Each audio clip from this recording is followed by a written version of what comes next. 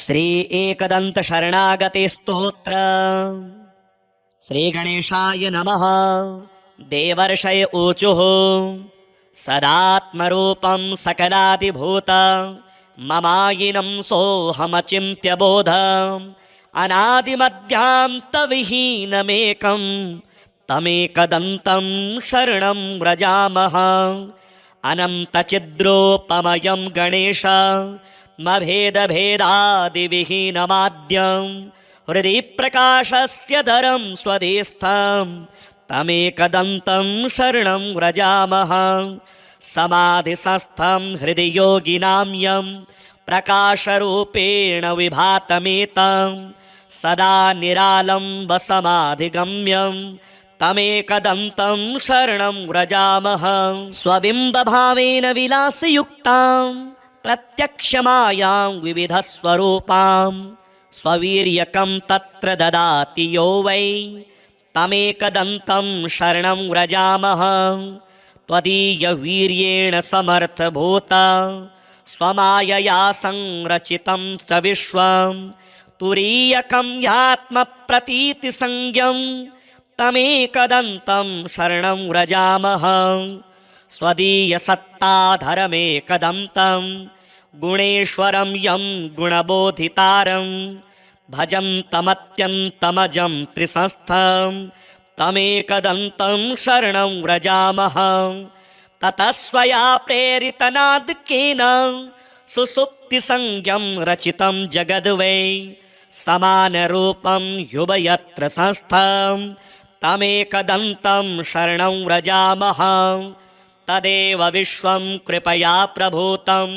द्विभावमादौ तमसा विभान्तं अनेकरूपं च तथैकभूतं तमेकदन्तं शरणं व्रजामः। ततस्त्वया प्रेरितकेन सृष्टं बभूव सूक्ष्मं जगदेकसंस्थं स्वसात्विकं स्वप्नमनन्तमाद्यं तमेकदन्तं शरणं व्रजामः। तदेव स्वप्नं तपसा गणेश सुसिद्धरूपं विविधं बभूव सदैकरूपं कृपया च तेद्य तमेकदन्तं शरणं व्रजामः। त्वदाज्ञया तेन त्वया हृदि स्थं तथा सुसृष्टं जगदंशरूपं विभिन्नजाग्रन्मयमप्रमेयं तमेकदन्तं शरणं व्रजामः। तदेव जाग्रद्रजसा विभातं विलोकितं त्वत्कृपया स्मृतेन बभूव भिन्नं च सदैकरूपं तमेकदन्तं शरणं व्रजामः। तदेव सृष्ट्वा प्रकृतिस्वभावात् तदन्तरे त्वं च विभासि नित्यं धियः प्रदाता गणनाथ एकस्तमेकदन्तं शरणं व्रजामः। त्वदाज्ञया भान्ति ग्रहाश्च सर्वे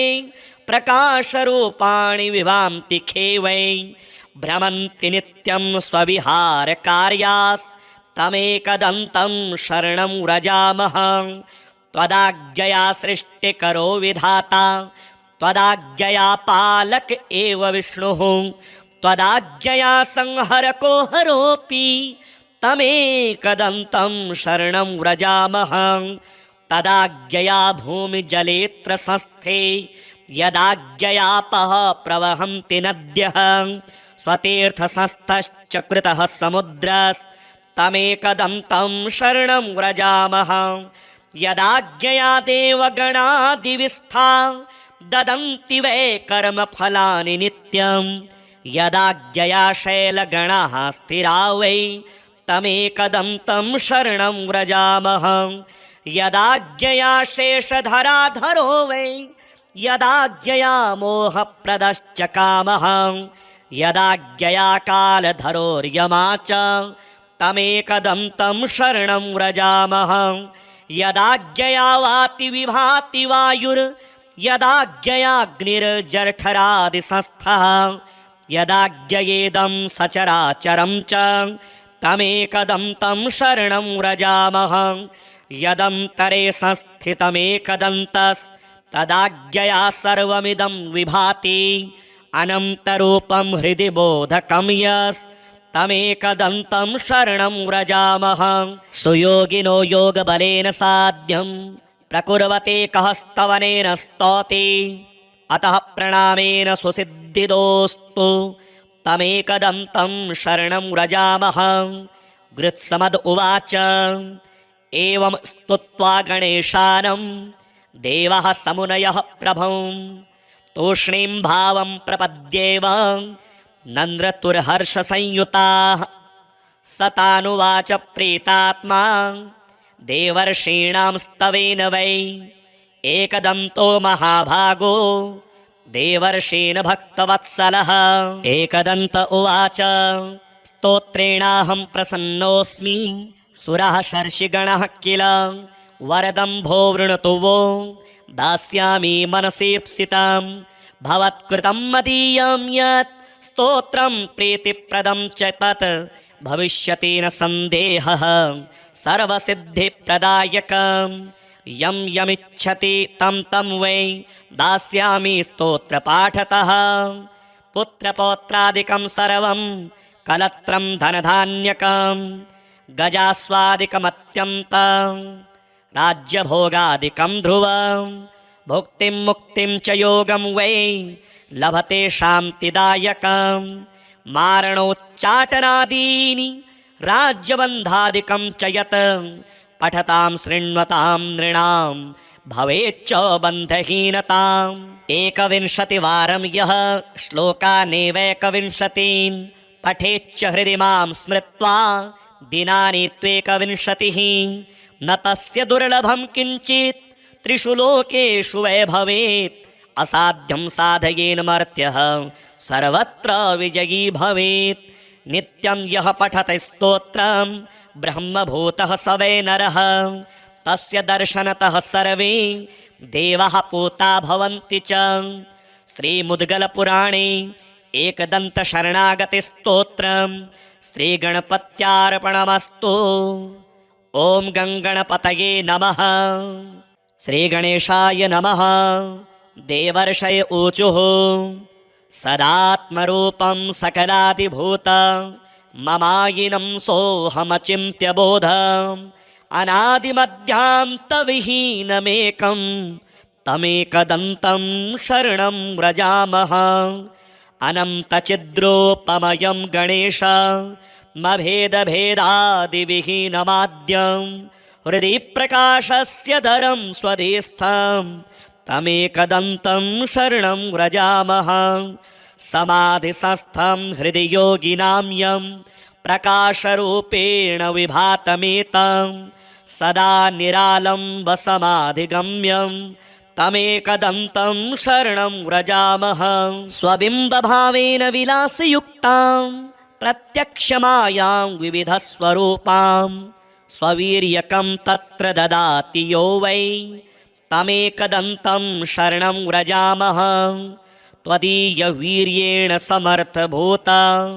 स्वमायया संरचितं च विश्वं तुरीयकं ह्यात्मप्रतीतिसंज्ञं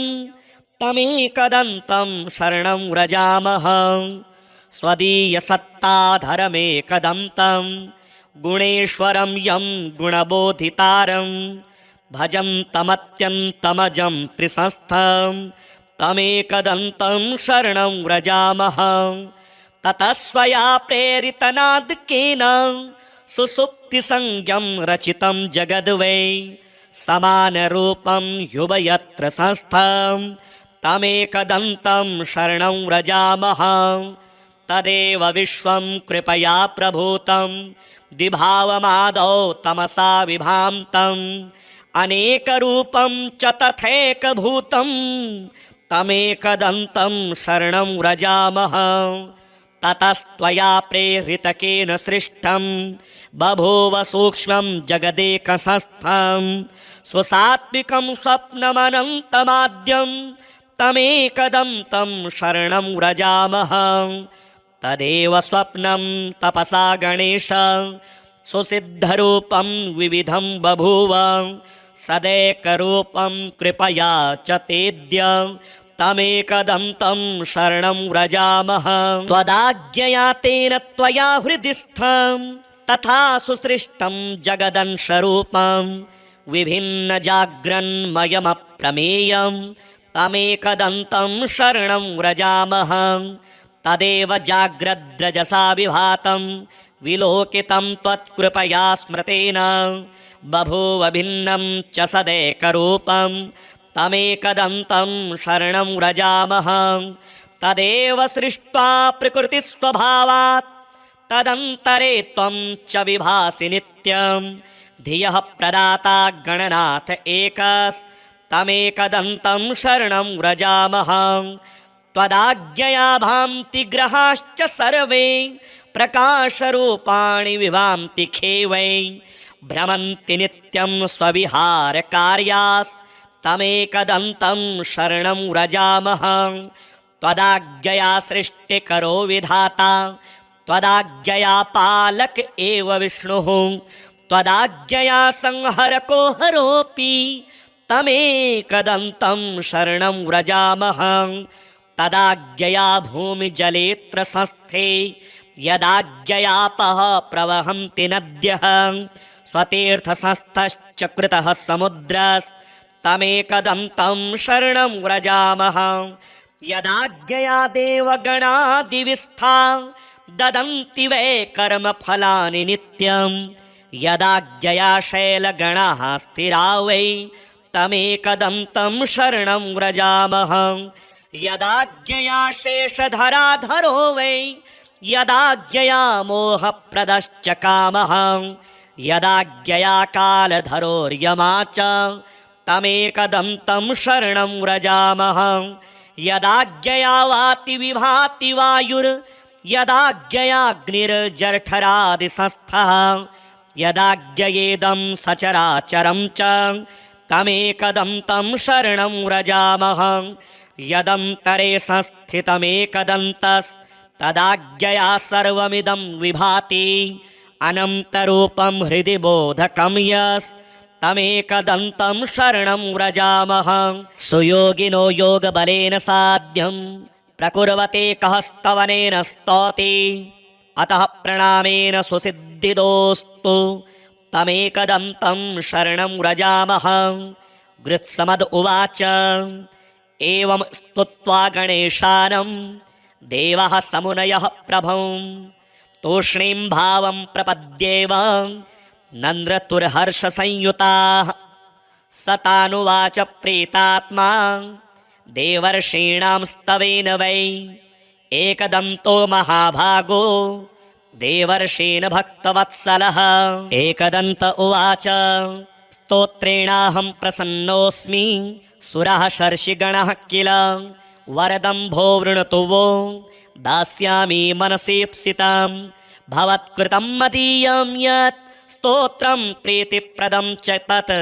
भविष्यति न सन्देहः सर्वसिद्धिप्रदायकं यं यमिच्छति तं तं वै दास्यामि स्तोत्रपाठतः पुत्रपौत्रादिकं सर्वं कलत्रं धनधान्यकं गजास्वादिकमत्यन्तं राज्यभोगादिकं ध्रुवं भुक्तिं मुक्तिं च योगं वै लभते शान्तिदायकं मारणोच्चाटनादीनि राज्यबन्धादिकं च यत् पठतां शृण्वतां नृणां भवेच्च बन्धहीनताम् एकविंशतिवारं यः श्लोकानेवैकविंशतीन् पठेच्च हृदि मां स्मृत्वा दिनानि त्वेकविंशतिः न तस्य दुर्लभं किञ्चित् त्रिषु लोकेषु वै भवेत् असाध्यं साधयेन मर्त्यः सर्वत्र विजयी भवेत् नित्यं यः पठति स्तोत्रं ब्रह्मभूतः स वै नरः तस्य दर्शनतः सर्वे देवाः पूता भवन्ति च श्रीमुद्गलपुराणे एकदन्तशरणागतिस्तोत्रं श्रीगणपत्यार्पणमस्तु। ॐ गङ्गणपतये नमः। श्रीगणेशाय नमः। देवर्षय ऊचुः सदात्मरूपं सकलादिभूत ममायिनं सोऽहमचिन्त्य बोध अनादिमध्यान्तविहीनमेकं तमेकदन्तं शरणं व्रजामः अनन्तचिद्रोपमयं गणेशमभेदभेदादिविहीनमाद्यं हृदि प्रकाशस्य दरं स्वदेस्थं तमेकदन्तं शरणं व्रजामः समाधिसंस्थं हृदि योगिनां यं प्रकाशरूपेण विभातमेतं सदा निरालम्बसमाधिगम्यं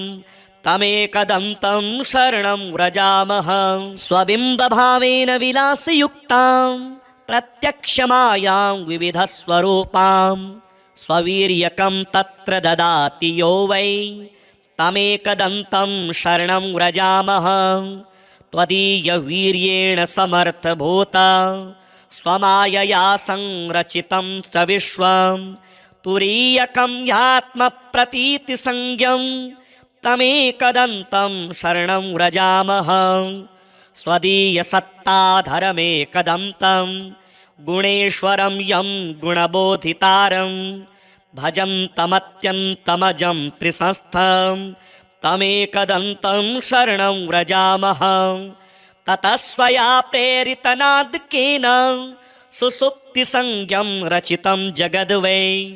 समानरूपं युवयत्र संस्थं तमेकदन्तं शरणं व्रजामः तदेव विश्वं कृपया प्रभूतं द्विभावमादौ तमसा विभान्तं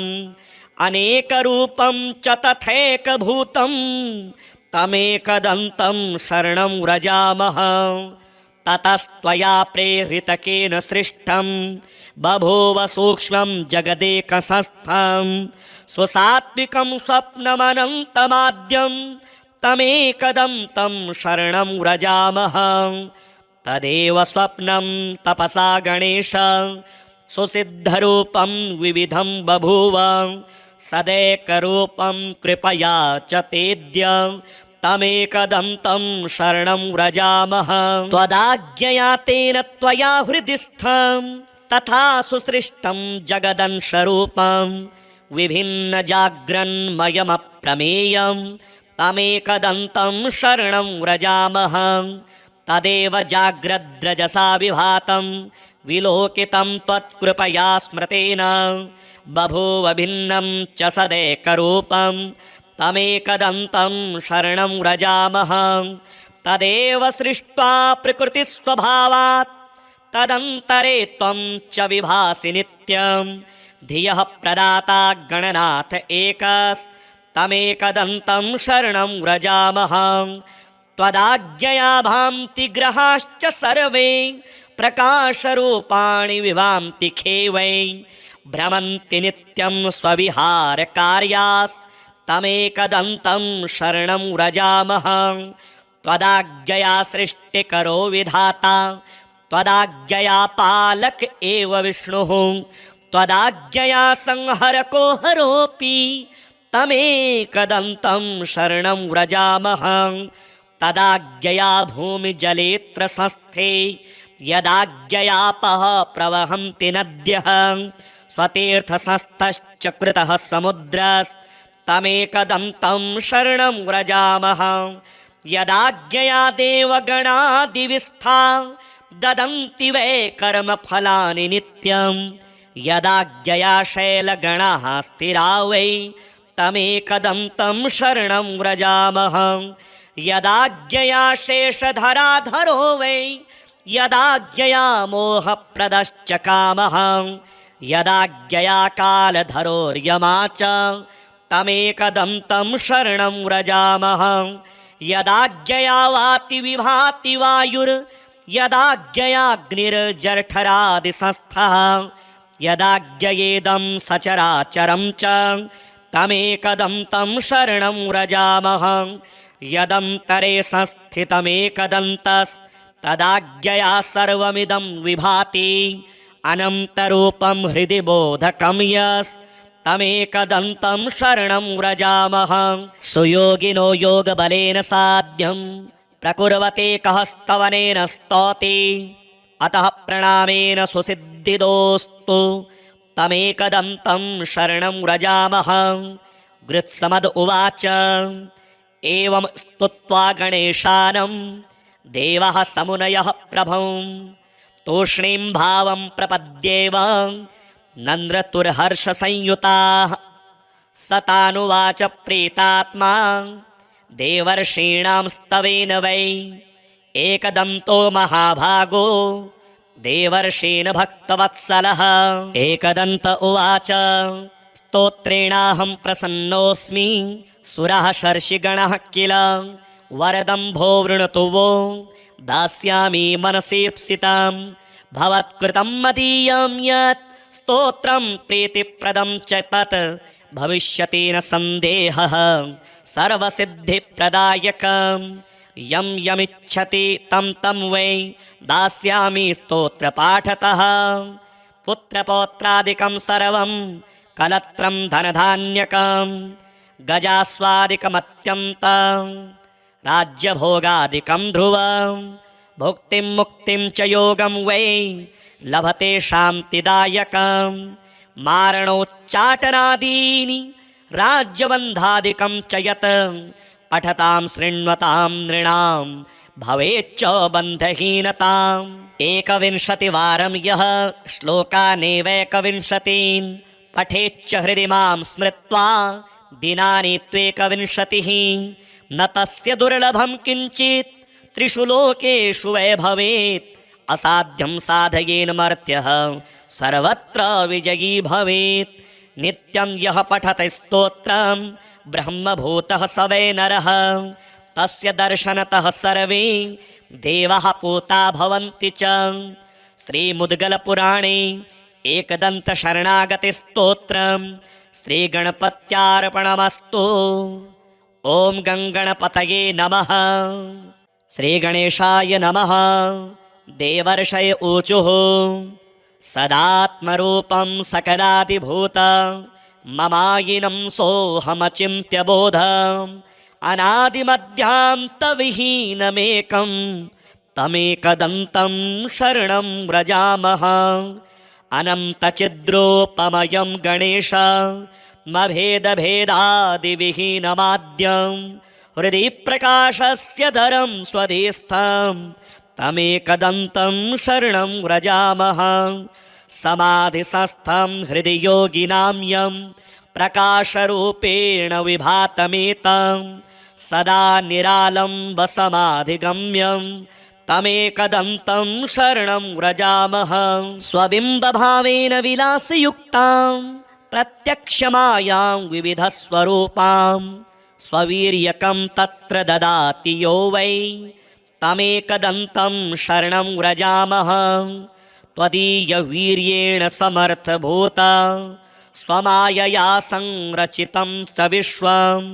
तुरीयकं ह्यात्मप्रतीतिसंज्ञं तमेकदन्तं शरणं व्रजामः। स्वदीयसत्ताधरमेकदन्तं गुणेश्वरं यं गुणबोधितारं भजन्तमत्यन्तमजं त्रिसंस्थं तमेकदन्तं शरणं व्रजामः। ततः स्वया प्रेरितनादकेन सुसुप्तिसंज्ञं रचितं जगद्वै समानरूपं युवयत्र संस्थं तमेकदन्तं शरणं व्रजामः। तदेव विश्वं कृपया प्रभूतं द्विभावमादौ तमसा विभान्तम् अनेकरूपं च तथैकभूतं तमेकदन्तं शरणं व्रजामः। ततस्त्वया प्रेरितकेन सृष्टं बभूव सूक्ष्मं जगदेकसंस्थं स्वसात्विकं स्वप्नमनन्तमाद्यं तमेकदन्तं शरणं व्रजामः। तदेव स्वप्नं तपसा गणेश सुसिद्धरूपं विविधं बभूव सदैकरूपं कृपया च तेद्य तमेकदन्तं शरणं व्रजामः। त्वदाज्ञया तेन त्वया हृदि स्थं तथा सुसृष्टं जगदंशरूपं विभिन्नजाग्रन्मयमप्रमेयं तमेकदन्तं शरणं व्रजामः। तदेव जाग्रद्रजसा विभातं विलोकितं त्वत्कृपया स्मृतेन बभूव भिन्नं च सदैकरूपं तमेकदन्तं शरणं व्रजामः तदेव सृष्ट्वा प्रकृतिस्वभावात् तदन्तरे त्वं च विभासि नित्यं धियः प्रदाता गणनाथ एकस्तमेकदन्तं शरणं व्रजामः त्वदाज्ञया भान्ति ग्रहाश्च सर्वे प्रकाशरूपाणि विभान्ति खेवै भ्रमन्ति नित्यं स्वविहारकार्यास्तमेकदन्तं शरणं व्रजामः त्वदाज्ञया सृष्टिकरो विधाता त्वदाज्ञया पालक एव विष्णुः त्वदाज्ञया संहरको हरोऽपि तमेकदन्तं शरणं व्रजामः तदाज्ञया भूमिजलेऽत्र संस्थे यदाज्ञयापः प्रवहन्ति नद्यः स्वतीर्थसंस्थश्च कृतः समुद्रस्तमेकदन्तं शरणं व्रजामः यदाज्ञया देवगणादिविस्था ददन्ति वै कर्मफलानि नित्यं यदाज्ञया शैलगणाः स्थिरा वै तमेकदन्तं शरणं व्रजामः यदाज्ञया शेषधराधरो वै यदाज्ञया मोहप्रदश्च कामः यदाज्ञया कालधरोर्यमा च तमेकदन्तं शरणं व्रजामः यदाज्ञया वाति विभाति वायुर्यदाज्ञयाग्निर्जठरादिसंस्थः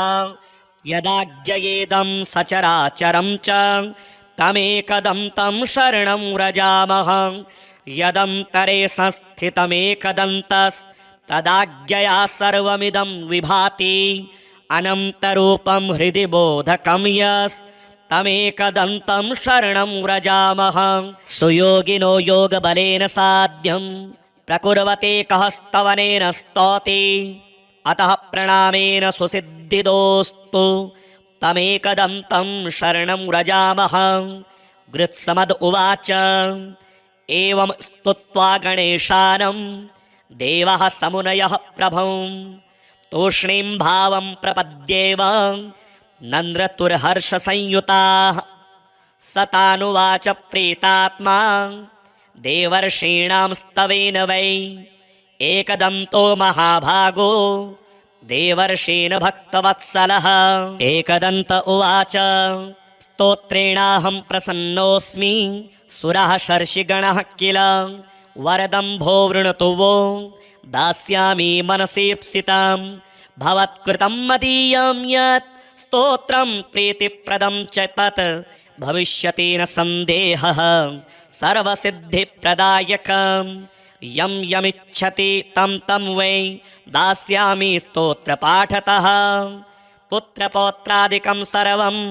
कलत्रं धनधान्यकं गजास्वादिकमत्यन्तं राज्यभोगादिकं ध्रुवं भुक्तिं मुक्तिं च योगं वै लभते शान्तिदायकं मारणोच्चाटनादीनि राज्यबन्धादिकं च यत्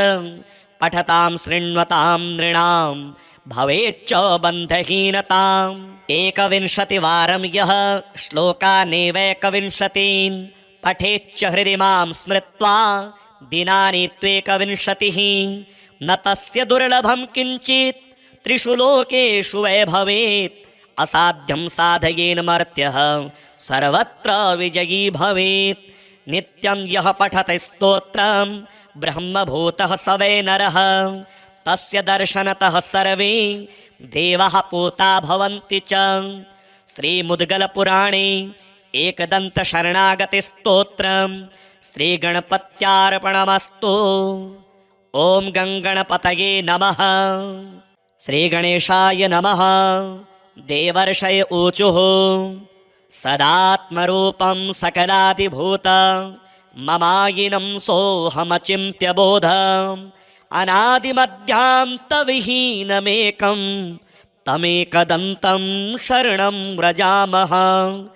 अनन्तचिद्रूपमयं गणेश मभेदभेदादिविहीनमाद्यं हृदि प्रकाशस्य धरं स्वदेस्थं तमेकदन्तं शरणं व्रजामः समाधिसंस्थं हृदि योगिनां यं प्रकाशरूपेण विभातमेतं सदा निरालम्बसमाधिगम्यं तमेकदन्तं शरणं व्रजामः स्वबिम्बभावेन विलासयुक्तां प्रत्यक्षमायां विविधस्वरूपां स्ववीर्यकं तत्र ददाति यो वै तमेकदन्तं शरणं व्रजामः त्वदीयवीर्येण समर्थभूता स्वमायया संरचितं स विश्वं तुरीयकं ह्यात्मप्रतीतिसंज्ञं तमेकदन्तं शरणं व्रजामः स्वदीयसत्ताधरमेकदन्तं गुणेश्वरं यं गुणबोधितारं भजन्तमत्यन्तमजं त्रिसंस्थं तमेकदन्तं शरणं व्रजामः ततः स्वया प्रेरितनादकेन सुसुप्तिसंज्ञं रचितं जगद्वै समानरूपं युवयत्र संस्थं तमेकदन्तं शरणं व्रजामः तदेव विश्वं कृपया प्रभूतं द्विभावमादौ तमसा विभान्तम् अनेकरूपं च तथैकभूतं तमेकदन्तं शरणं व्रजामः ततस्त्वया प्रेरितकेन सृष्टं बभूव सूक्ष्मं जगदेकसंस्थं स्वसात्विकं स्वप्नमनन्तमाद्यं तमेकदन्तं शरणं व्रजामः तदेव स्वप्नं तपसा गणेश सुसिद्धरूपं विविधं बभूव सदैकरूपं कृपया च तेद्य तमेकदन्तं शरणं व्रजामः त्वदाज्ञया तेन त्वया हृदि स्थं तथा सुसृष्टं जगदंशरूपं विभिन्नजाग्रन्मयमप्रमेयं तमेकदन्तं शरणं व्रजामः तदेव जाग्रद्रजसा विभातं विलोकितं त्वत्कृपया स्मृतेन बभूव भिन्नं च सदैकरूपं तमेकदन्तं शरणं व्रजामः तदेव सृष्ट्वा प्रकृतिस्वभावात् तदन्तरे त्वं च विभासि नित्यं धियः प्रदाता गणनाथ एकस्तमेकदन्तं शरणं व्रजामः त्वदाज्ञया भान्ति ग्रहाश्च सर्वे प्रकाशरूपाणि विभान्ति खेवै भ्रमन्ति नित्यं स्वविहारकार्यास्तमेकदन्तं शरणं व्रजामः त्वदाज्ञया सृष्टिकरो विधाता त्वदाज्ञया पालक एव विष्णुः त्वदाज्ञया संहरको हरोऽपि तमेकदन्तं शरणं व्रजामः तदाज्ञया भूमिजलेऽत्र संस्थे यदाज्ञयापः प्रवहन्ति नद्यः स्वतीर्थसंस्थश्च कृतः समुद्रस्तमेकदन्तं शरणं व्रजामः यदाज्ञया देवगणादिविस्था ददन्ति वै कर्मफलानि नित्यं यदाज्ञया शैलगणाः स्थिरा वै तमेकदन्तं शरणं व्रजामः यदाज्ञया शेषधराधरो वै यदाज्ञया मोहप्रदश्च कामः यदाज्ञया कालधरोर्यमा च तमेकदन्तं शरणं व्रजामः यदाज्ञया वाति विभाति वायुर्यदाज्ञयाग्निर्जठरादिसंस्थः यदाज्ञयेदं सचराचरं च तमेकदन्तं शरणं व्रजामः यदन्तरे संस्थितमेकदन्तस्तदाज्ञया सर्वमिदं विभाति अनन्तरूपं हृदि बोधकं यस्तमेकदन्तं शरणं व्रजामः सुयोगिनो योगबलेन साध्यं प्रकुर्वते कः स्तवनेन स्तौति अतः प्रणामेन सुसिद्धिदोस्तु तमेकदन्तं शरणं व्रजामः गृत्समद उवाच एवं स्तुत्वा गणेशानं देवः समुनयः प्रभुं तूष्णीं भावं प्रपद्येव नन्द्रतुर्हर्षसंयुताः सतानुवाच प्रीतात्मा देवर्षीणां स्तवेन वै एकदन्तो महाभागो देवर्षेण भक्तवत्सलः। एकदन्त उवाच स्तोत्रेणाहं प्रसन्नोऽस्मि सुरः शर्षिगणः किल वरदम्भो वृणतु वो दास्यामि मनसीप्सितं भवत्कृतं मदीयं यत् स्तोत्रं प्रीतिप्रदं च तत् भविष्यति न सन्देहः सर्वसिद्धिप्रदायकम् यं यमिच्छति तं तं वै दास्यामि स्तोत्रपाठतः पुत्रपौत्रादिकं सर्वं कलत्रं धनधान्यकं गजास्वादिकमत्यन्तं राज्यभोगादिकं ध्रुवं भुक्तिं मुक्तिं च योगं वै लभते शान्तिदायकं मारणोच्चाटनादीनि राज्यबन्धादिकं च यत् पठतां शृण्वतां नृणां भवेच्च बन्धहीनताम्। 21 यः श्लोकानेवैकविंशतीन् पठेच्च हृदि मां स्मृत्वा दिनानि त्वेकविंशतिः न तस्य दुर्लभं किञ्चित् त्रिषु लोकेषु वै भवेत् असाध्यं साधयेन मर्त्यः सर्वत्र विजयी भवेत्। नित्यं यः पठति स्तोत्रं ब्रह्मभूतः स वै नरः तस्य दर्शनतः सर्वे देवाः पूता भवन्ति च। श्रीमुद्गलपुराणे एकदन्तशरणागतिस्तोत्रं श्रीगणपत्यार्पणमस्तु। ॐ गङ्गणपतये नमः। श्रीगणेशाय नमः। देवर्षय ऊचुः सदात्मरूपं सकलादिभूत ममायिनं सोऽहमचिन्त्यबोधम् अनादिमध्यान्तविहीनमेकं तमेकदन्तं शरणं व्रजामः। अनन्तचिद्रूपमयं गणेशमभेदभेदादिविहीनमाद्यं हृदि प्रकाशस्य दरं स्वधिस्थं तमेकदन्तं शरणं व्रजामः। समाधिसंस्थं हृदि योगिनां यं प्रकाशरूपेण विभातमेतं सदा निरालम्बसमाधिगम्यं तमेकदन्तं शरणं व्रजामः। स्वबिम्बभावेन विलासयुक्तां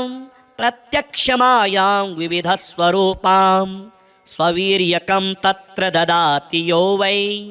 तमेकदन्तं शरणं व्रजामः। त्वदीयवीर्येण समर्थभूता स्वमायया संरचितं स विश्वं तुरीयकं ह्यात्मप्रतीतिसंज्ञं तमेकदन्तं शरणं व्रजामः। स्वदीयसत्ताधरमेकदन्तं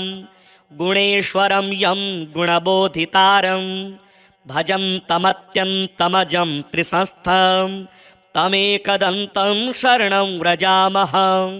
ततः स्वया प्रेरितनादकेन सुसुप्तिसंज्ञं रचितं जगद्वै समानरूपं युवयत्र संस्थं तमेकदन्तं शरणं व्रजामः। तदेव विश्वं कृपया प्रभूतं द्विभावमादौ तमसा विभान्तं अनेकरूपं च तथैकभूतं तमेकदन्तं शरणं व्रजामः। ततस्त्वया प्रेरितकेन सृष्टं बभूव सूक्ष्मं जगदेकसंस्थं स्वसात्विकं स्वप्नमनन्तमाद्यं तमेकदन्तं शरणं व्रजामः। तदेव स्वप्नं तपसा गणेश सुसिद्धरूपं विविधं बभूव सदैकरूपं कृपया च तेद्य तमेकदन्तं शरणं व्रजामः। त्वदाज्ञया तेन त्वया हृदि स्थं तथा सुसृष्टं जगदंशरूपं विभिन्नजाग्रन्मयमप्रमेयं तमेकदन्तं शरणं व्रजामः। तदेव जाग्रद्रजसा विभातं विलोकितं त्वत्कृपया स्मृतेन बभूव भिन्नं च सदैकरूपं तमेकदन्तं शरणं व्रजामः। तदेव सृष्ट्वा प्रकृतिस्वभावात् तदन्तरे त्वं च विभासि नित्यं धियः प्रदाता गणनाथ एकस्तमेकदन्तं शरणं व्रजामः त्वदाज्ञया भान्ति ग्रहाश्च सर्वे प्रकाशरूपाणि विभान्ति खेवै भ्रमन्ति नित्यं स्वविहारकार्यास्तमेकदन्तं शरणं व्रजामः त्वदाज्ञया सृष्टिकरो विधाता त्वदाज्ञया पालक एव विष्णुः त्वदाज्ञया संहरको हरोऽपि तमेकदन्तं शरणं व्रजामः तदाज्ञया भूमिजलेऽत्र संस्थे यदाज्ञयापः प्रवहन्ति नद्यः स्वतीर्थसंस्थश्च कृतः समुद्रस्तमेकदन्तं शरणं व्रजामः यदाज्ञया देवगणादिविस्था ददन्ति वै कर्मफलानि नित्यं यदाज्ञया शैलगणाः स्थिरा वै तमेकदन्तं शरणं व्रजामः यदाज्ञया शेषधराधरो वै यदाज्ञया मोहप्रदश्च कामः यदाज्ञया कालधरोर्यमा च तमेकदन्तं शरणं व्रजामः यदाज्ञया वाति विभाति वायुर्यदाज्ञयाग्निर्जठरादिसंस्थः यदाज्ञयेदं सचराचरं च तमेकदन्तं शरणं व्रजामः यदन्तरे संस्थितमेकदन्तस्तदाज्ञया सर्वमिदं विभाति अनन्तरूपं हृदि बोधकं यस्तमेकदन्तं शरणं व्रजामः सुयोगिनो योगबलेन साध्यं प्रकुर्वते कः स्तवनेन स्तौति अतः प्रणामेन सुसिद्धिदोस्तु तमेकदन्तं शरणं व्रजामः गृत्समद उवाच एवं स्तुत्वा गणेशानं देवः समुनयः प्रभुं तूष्णीं भावं प्रपद्येव नन्द्रतुर्हर्षसंयुताः स तानुवाच प्रीतात्मा देवर्षीणां स्तवेन वै एकदन्तो महाभागो देवर्षीन् भक्तवत्सलः एकदन्त उवाच स्तोत्रेणाहं प्रसन्नोऽस्मि सुरः शर्षिगणः किल वरदम्भो वृणतु वो दास्यामि मनसीप्सितं भवत्कृतं मदीयं यत् स्तोत्रं प्रीतिप्रदं च तत् भविष्यति न सन्देहः सर्वसिद्धिप्रदायकं यं यमिच्छति तं तं वै दास्यामि स्तोत्रपाठतः पुत्रपौत्रादिकं सर्वं कलत्रं धनधान्यकं गजास्वादिकमत्यन्तं राज्यभोगादिकं ध्रुवं भुक्तिं मुक्तिं च योगं वै लभते शान्तिदायकं मारणोच्चाटनादीनि राज्यबन्धादिकं च यत् पठतां शृण्वतां नृणां भवेच्च बन्धहीनताम् एकविंशतिवारं यः श्लोकानेवैकविंशतीन् पठेच्च हृदि मां स्मृत्वा दिनानि त्वेकविंशतिः न तस्य दुर्लभं किञ्चित् त्रिषु लोकेषु वै भवेत् असाध्यं साधयेन मर्त्यः सर्वत्र विजयी भवेत् नित्यं यः पठति स्तोत्रं ब्रह्मभूतः स वै नरः तस्य दर्शनतः सर्वे देवाः पूता भवन्ति च श्रीमुद्गलपुराणे एकदन्तशरणागतिस्तोत्रं श्रीगणपत्यार्पणमस्तु। ॐ गङ्गणपतये नमः। श्रीगणेशाय नमः। देवर्षय ऊचुः सदात्मरूपं सकलादिभूत ममायिनं सोऽहमचिन्त्य बोधम् अनादिमध्यान्तविहीनमेकं तमेकदन्तं शरणं व्रजामः। अनन्तचिद्रूपमयं गणेश मभेदभेदादिविहीनमाद्यं हृदि प्रकाशस्य दरं स्वदेस्थं तमेकदन्तं शरणं व्रजामः। समाधिस्थं हृदि योगिनां यं प्रकाशरूपेण विभातमेतं सदा निरालम्बसमाधिगम्यं तमेकदन्तं शरणं व्रजामः स्वबिम्बभावेन विलासयुक्तां प्रत्यक्षमायां विविधस्वरूपां स्ववीर्यकं तत्र ददाति यो वै तमेकदन्तं शरणं व्रजामः त्वदीयवीर्येण समर्थभूत स्वमायया संरचितं स विश्वं तुरीयकं ह्यात्मप्रतीतिसंज्ञं तमेकदन्तं शरणं व्रजामः स्वदीयसत्ताधरमेकदन्तं गुणेश्वरं यं गुणबोधितारं भजन्तमत्यन्तमजं त्रिसंस्थं तमेकदन्तं शरणं व्रजामः ततः स्वया प्रेरितनादकेन सुसुप्तिसंज्ञं रचितं जगद्वै समानरूपं युवयत्र संस्थं तमेकदन्तं शरणं व्रजामः तदेव विश्वं कृपया प्रभूतं द्विभावमादौ तमसा विभान्तम् अनेकरूपं च तथैकभूतं तमेकदन्तं शरणं व्रजामः ततस्त्वया प्रेरितकेन सृष्टं बभूव सूक्ष्मं जगदेकसंस्थं स्वसात्विकं स्वप्नमनन्तमाद्यं तमेकदन्तं शरणं व्रजामः तदेव स्वप्नं तपसा गणेश सुसिद्धरूपं विविधं बभूव सदैकरूपं कृपया च तेद्य तमेकदन्तं शरणं व्रजामः त्वदाज्ञया तेन त्वया हृदि स्थं तथा सुसृष्टं जगदंशरूपं विभिन्नजाग्रन्मयमप्रमेयं तमेकदन्तं शरणं व्रजामः तदेव जाग्रद्रजसा विभातं विलोकितं त्वत्कृपया स्मृतेन बभूव भिन्नं च सदैकरूपं तमेकदन्तं शरणं व्रजामः तदेव सृष्ट्वा प्रकृतिस्वभावात् तदन्तरे त्वं च विभासि नित्यं धियः प्रदाता गणनाथ एकस्तमेकदन्तं शरणं व्रजामः त्वदाज्ञया भान्ति ग्रहाश्च सर्वे प्रकाशरूपाणि विभान्ति खेवै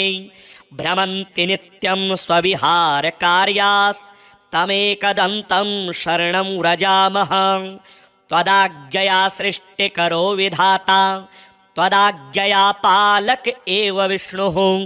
त्वदाज्ञया संहरको हरोऽपि तमेकदन्तं शरणं व्रजामः तदाज्ञया भूमिजलेऽत्र संस्थे यदाज्ञयापः प्रवहन्ति नद्यः स्वतीर्थसंस्थश्च कृतः समुद्रस्तमेकदन्तं शरणं व्रजामः यदाज्ञया देवगणादिविस्था ददन्ति वै कर्मफलानि नित्यं यदाज्ञया शैलगणाः स्थिरा वै तमेकदन्तं शरणं व्रजामः यदाज्ञया शेषधराधरो वै यदाज्ञया मोहप्रदश्च कामः यदाज्ञया कालधरोर्यमा च तमेकदन्तं शरणं व्रजामः यदाज्ञया वाति विभाति वायुर्यदाज्ञयाग्निर्जठरादिसंस्थः यदाज्ञयेदं सचराचरं च तमेकदन्तं शरणं व्रजामः यदन्तरे संस्थितमेकदन्तस्तदाज्ञया सर्वमिदं विभाति अनन्तरूपं हृदि बोधकं यस्तमेकदन्तं शरणं व्रजामः सुयोगिनो योगबलेन साध्यं प्रकुर्वते कः स्तवनेन स्तौति अतः प्रणामेन सुसिद्धिदोस्तु तमेकदन्तं शरणं व्रजामः गृत्समद उवाच एवं स्तुत्वा गणेशानं देवः समुनयः प्रभुं तूष्णीं भावं प्रपद्येव नन्द्रतुर्हर्षसंयुताः सतानुवाच प्रीतात्मा देवर्षीणां स्तवेन वै एकदन्तो महाभागो देवर्षीन् भक्तवत्सलः एकदन्त उवाच स्तोत्रेणाहं प्रसन्नोऽस्मि सुरः शर्षिगणः किल वरदम्भो वृणतु वो दास्यामि मनसेप्सितां भवत्कृतं मदीयं यत् स्तोत्रं प्रीतिप्रदं च तत् भविष्यति न सन्देहः सर्वसिद्धिप्रदायकं यं यमिच्छति तं तं वै दास्यामि स्तोत्रपाठतः पुत्रपौत्रादिकं सर्वं कलत्रं धनधान्यकं गजास्वादिकमत्यन्तं राज्यभोगादिकं ध्रुवं भुक्तिं मुक्तिं च योगं वै लभते शान्तिदायकं मारणोच्चाटनादीनि राज्यबन्धादिकं च यत् पठतां शृण्वतां नृणां भवेच्च बन्धहीनताम् एकविंशतिवारं यः श्लोकानेवैकविंशतीन् पठेच्च हृदि मां स्मृत्वा दिनानि त्वेकविंशतिः न तस्य दुर्लभं किञ्चित् त्रिषु लोकेषु वै भवेत् असाध्यं साधयेन मर्त्यः सर्वत्र विजयी भवेत् नित्यं यः पठति स्तोत्रं ब्रह्मभूतः स वै नरः तस्य दर्शनतः सर्वे देवाः पूता भवन्ति च। श्रीमुद्गलपुराणे एकदन्तशरणागतिस्तोत्रं श्रीगणपत्यार्पणमस्तु। ॐ गङ्गणपतये नमः नमः नमः नमः।